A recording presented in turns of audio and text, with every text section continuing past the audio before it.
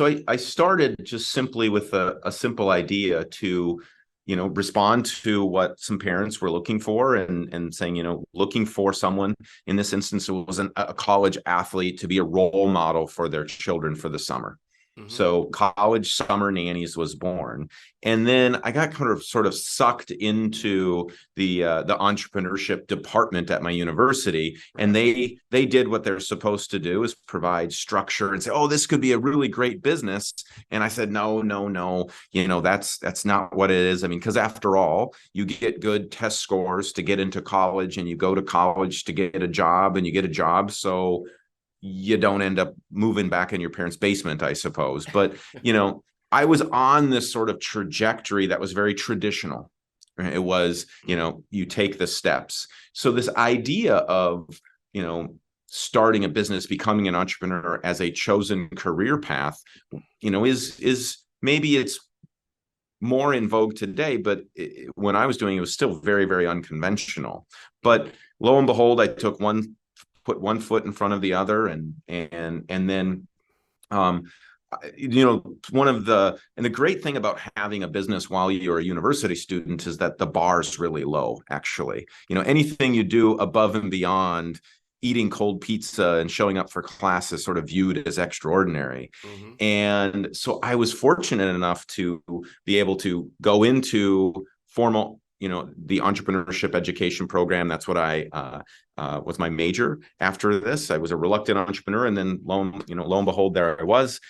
And then I was able to get a lot of press for the business initially because of that bar being low. I won some awards, and it did exactly what it was supposed to do. In that, when I was about to graduate, I had a decision to make.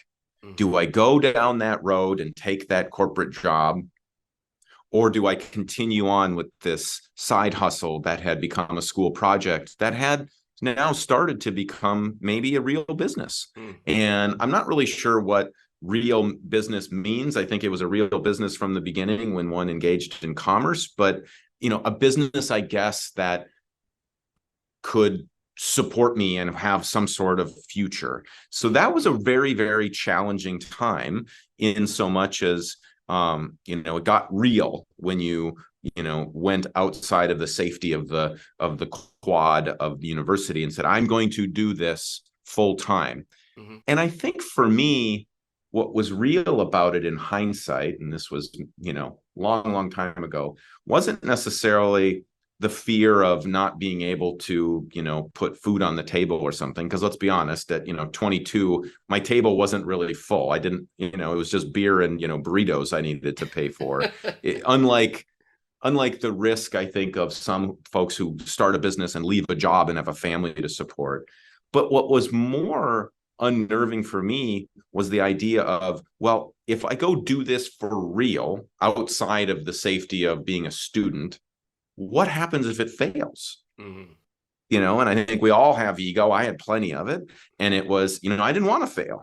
Mm. So, but it was that fear that I would say not only almost stopped me from not doing it, but then propelled me forward. And I do think, and there's been, I think there's a book out there that talks about the gift of fear.